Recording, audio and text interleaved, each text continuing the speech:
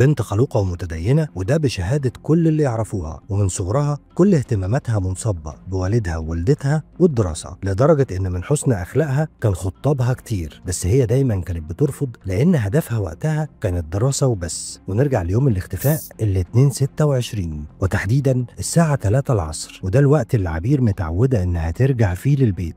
بس الوقت بيمر واهل عبير بيتصلوا بيها وهي مش بترد، يمكن في محاضره او في الطريق ومش سامعه التليفون، وده الكلام اللي اهل عبير بيصبروا نفسهم بيه. اتصلوا بزمايلها في الجامعه وكلهم اكدوا انها مشيت في ميعادها ومستحيل تاخد في الطريق اكتر من ساعه، وبكده يتاكدوا ان عبير اكيد جرالها حاجه.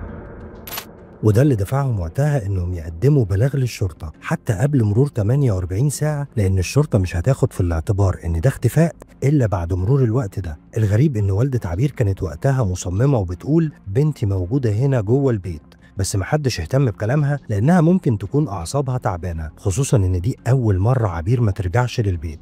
الموضوع موقفش على محضر الشرطة اللي أكيد مش هيتحرك غير بعد 48 ساعة، وبدأ الكل في البحث على عبير بين المستشفيات وأقسام الشرطة، بس عبير ملهاش أي وجود، وحرفيا مفيش في إيد أهلها أي حاجة غير إنهم يدعوا وينتظروا. وتاني يوم الشرطة بتتصل بيهم وبتطلب منهم الحضور للطب الشرعي لأخذ عينة من الحمض النووي، وفعلا العينة مطابقة لنص الجثمان اللي عندهم، ووالد ووالدة عبير اتعرفوا عليها. إحساسهم الكلام يعجز عن وصفه، شعور أهل عبير بين صدمة وحزن وقهر، مش مجرد حزن على وفاة بنتهم وبس، فين الجزء السفلي من الجسد وليه دي تكون نهايتها؟ والقهر اللي بجد كان موجود داخل تقرير الطب الشرعي اللي صدر فيه ان عبير تم طعنها ب 47 طعنة نافذة في منطقة البطن والرقبة والصدر، ده زي ما يكون انتقام، واكيد مفيش اي كلام وقتها يواسيهم. الطب الشرعي بيفرج عن الجثمان وبيسلمه لاهلها لنقله لمثواه الاخير في جنازة تثبت فعلا مدى حب الناس للأسرة دي. دفن نصف جسد عبير في جنازة تاريخية حضرها عدد كبير من المواطنين الذين جاءوا من مختلف مناطق الولاية، ويبقى لغز اختفاء بقية جسدها وأسباب ارتكاب هذه الجريمة يحير الجميع.